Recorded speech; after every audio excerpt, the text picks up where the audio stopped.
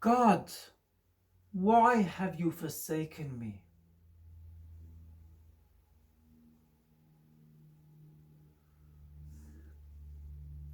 God, forgive them, for they know not what they do.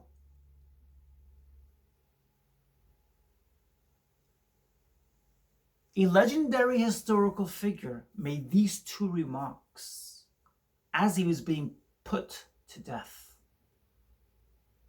What do these two remarks symbolize?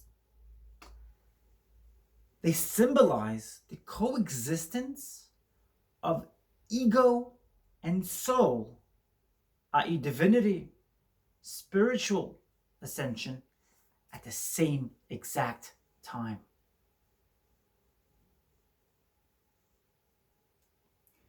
You must be wondering, and so? Where are you getting with this, Jessica? A couple days ago, I put out a video here on YouTube, and in that video, I expressed some bitterness. Whilst at the same time, I was saying that, I'm all about forgiving the bit of me which is feeling bitterness. Nonetheless, bitterness was expressed through Jessica Madden. And I kind of felt like I'd fallen down a couple of steps. I've gone down a couple of rungs on the ladder of my ascension. How could that be? It could be, and it's okay. It could be, and it's okay. When we spiritually ascend and change happens, especially when that change happens around the world, we could regress a little bit and we could forget that it is God who did that. I must point out, though, that in my video a couple of days ago, I was being positive. It was a positive message. It was about forgiveness. It was about getting over that bitterness, so to speak. Nonetheless, there was bitterness expressed. And in this video, I want to take that back. No, I don't want to take back the actual message. I just want to take out that small, tiny element of bitterness, a tiny little grain of bitterness, which you may have heard from that message. Just that tiny bitterness. I want to take it out. Why? Because I want to express my understanding that God created that for me. I want to express that. I'm happy to express it today, and I'm happy to tell you that that is how I feel.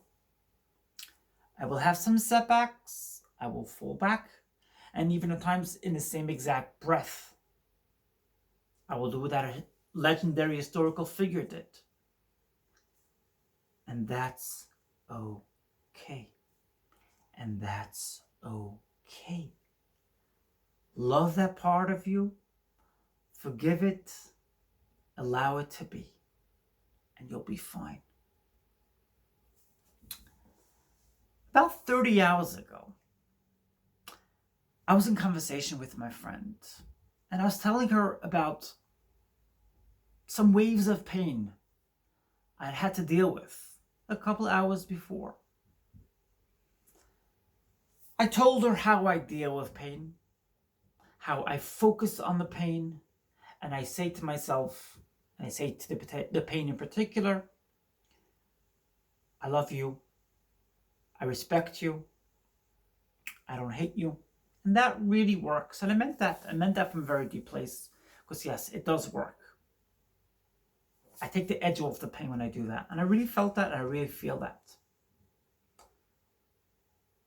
About 5 minutes later, to my great shock and to my great surprise, a huge wave of pain came over me. I almost collapsed. And I'm not a person who exaggerates. I almost collapsed. But at the same time,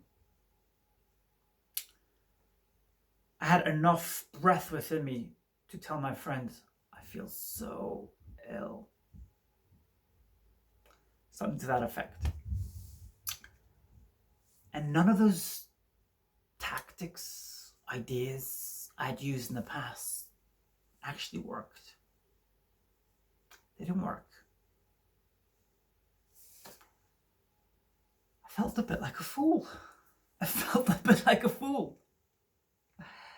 Jessica, you come up with great ideas, but at the same time, take a look at what's happening here. And that's okay. It's okay. It's okay to fall within the same breath within 5 minutes. It's okay. It's all okay. It's part of spiritual ascension. It's part of ascending. It's part of believing in God and connecting with God. If you believe in God, you forgive. And if you believe in God, you don't look at the people who hurt you in your past as people who are bad. You just see a God that exists in them.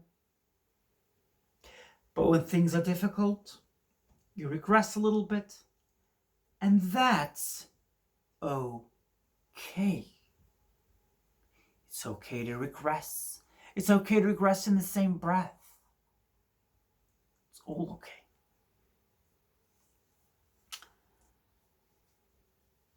Whilst in conversation with my friend, I was reminiscing an incident which I had about 5.5 years ago, roughly 5.5 years ago.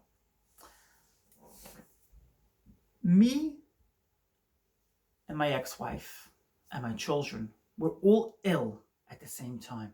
Every one of us caught some kind of illness, a virus of sorts. We were all ill for about 6 days, I think it was in total.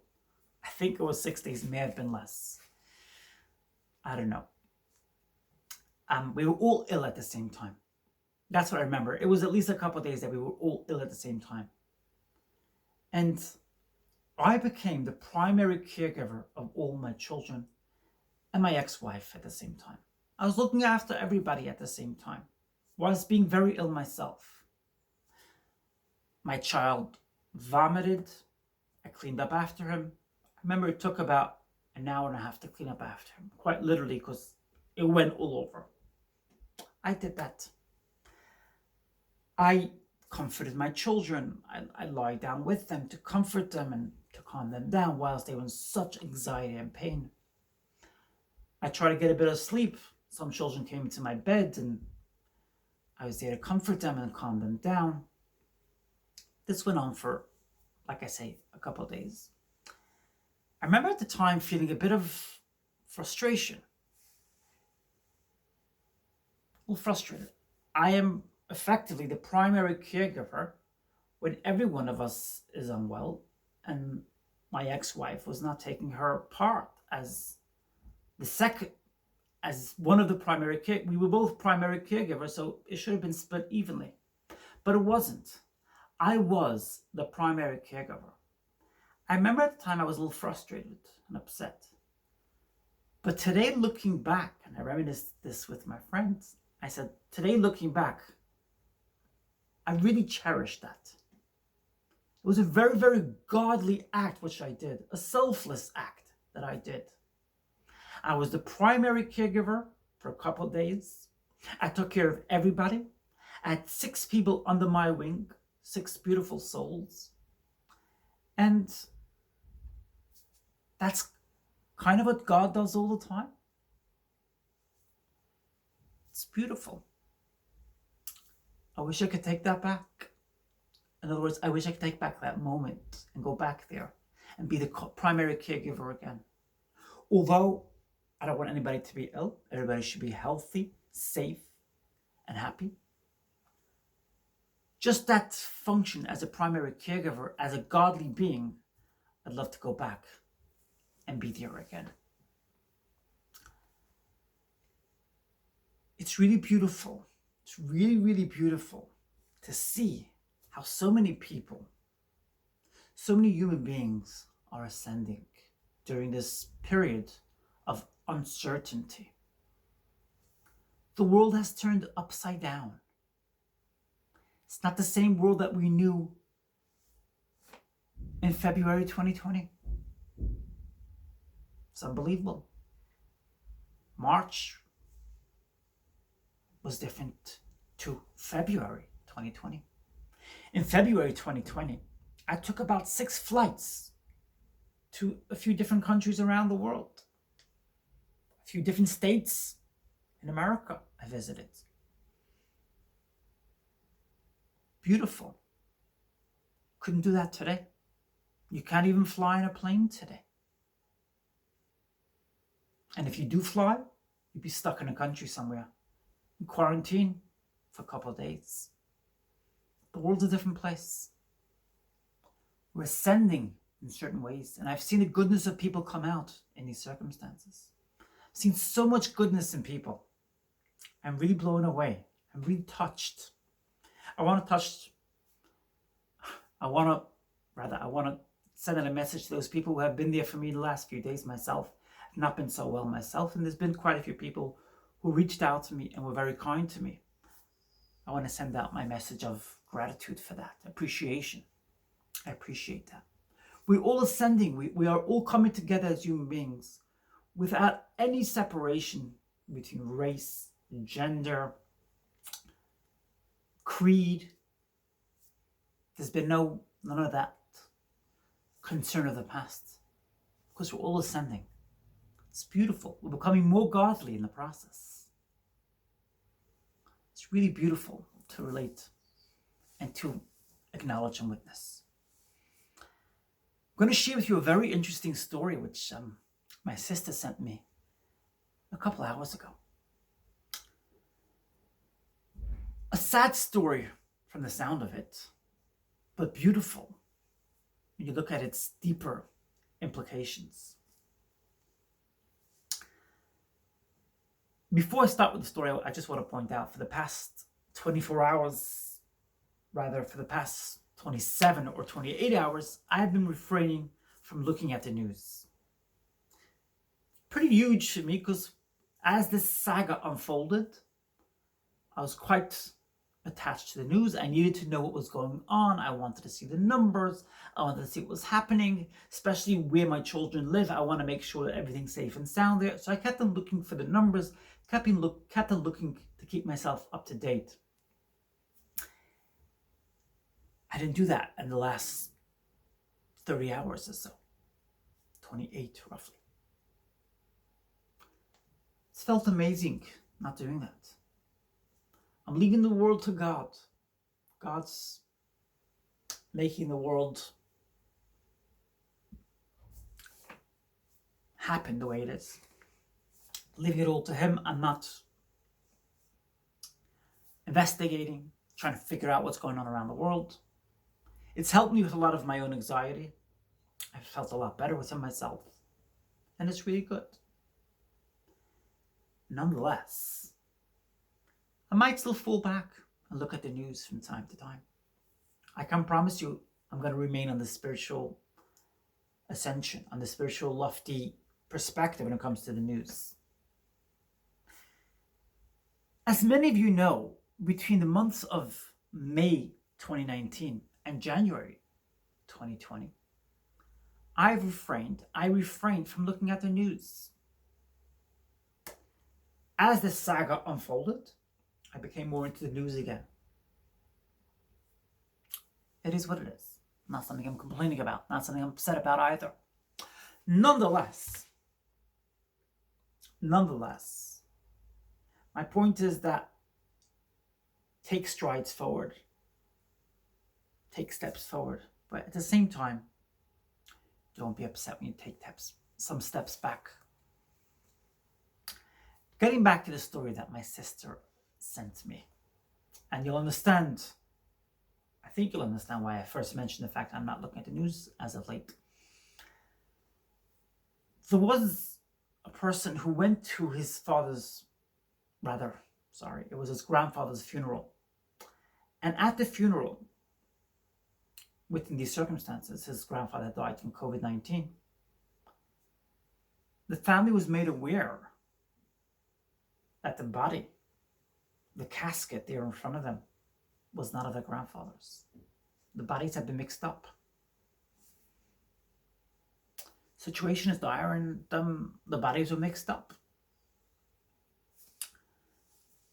Frustrated as he was, frustrated as everyone was, they just felt that in these circumstances, it's just something that happens. A lot of bodies, a lot of people dying. What could you do?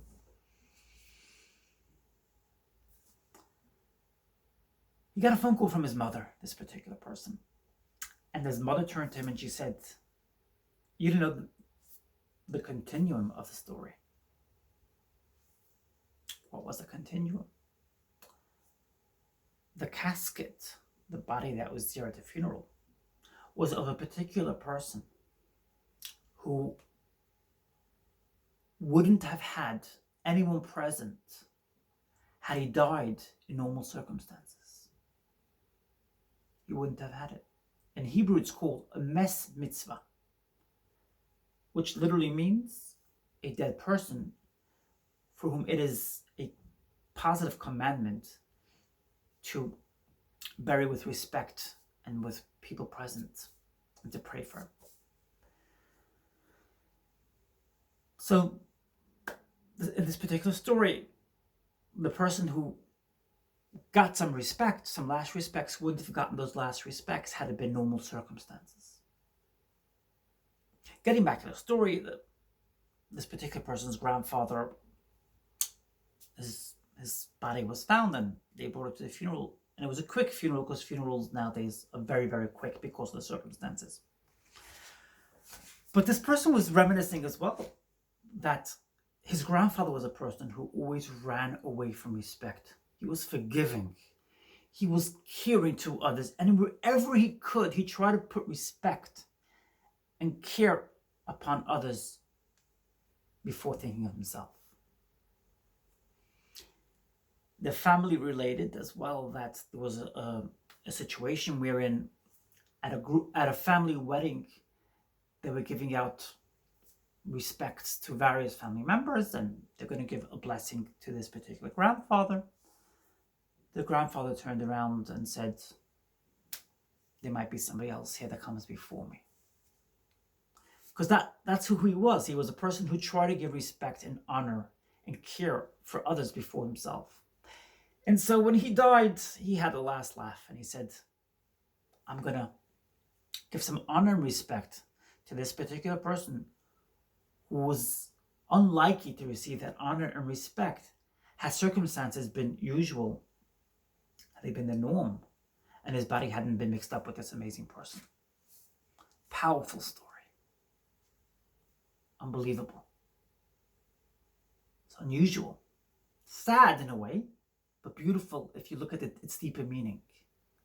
In these circumstances, if you look at the deeper meaning of every situation, and it's in every situation, there's always a positive element to a situation. There's always that positive element. You just have to find it. That's what Jessica Madden is all about, as you probably know by now.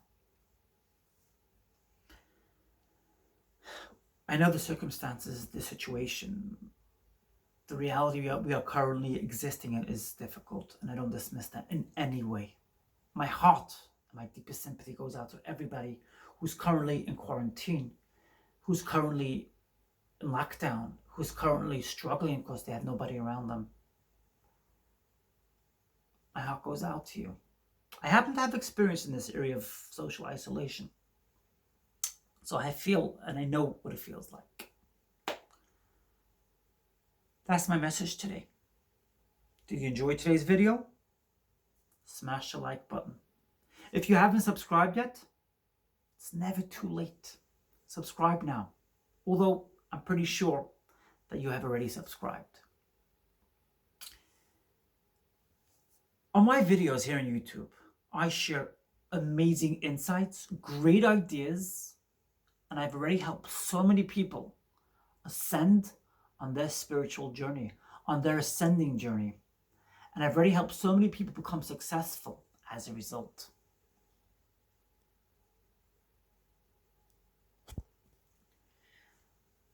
I help people. I love doing it. I just wanted to give you a bit of a tour. You can see some of the props that I put into this video. Why not? Some of that. My American flag next to it. Why not? It's good to be natural these days. There you go. Natural.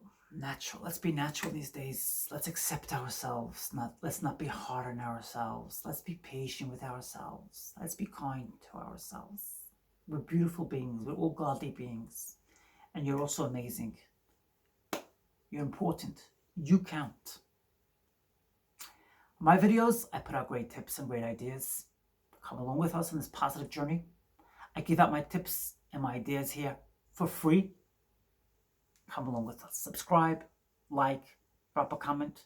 Thanks so much for the amazing commenters in the last few days, in the last few weeks. I'm grateful for every commenter that ever commented on my videos. I'm grateful. I'm honored. I'm humbled. I'm humbled that people watch my videos. I'm humbled. Honored. I know I put out great content, but I'm still humbled, honored, and impressed and grateful for every single commenter and viewer. I look forward to seeing you in my next video. I love you. I love you all so much. You count, you are important, and God loves you too. I love you.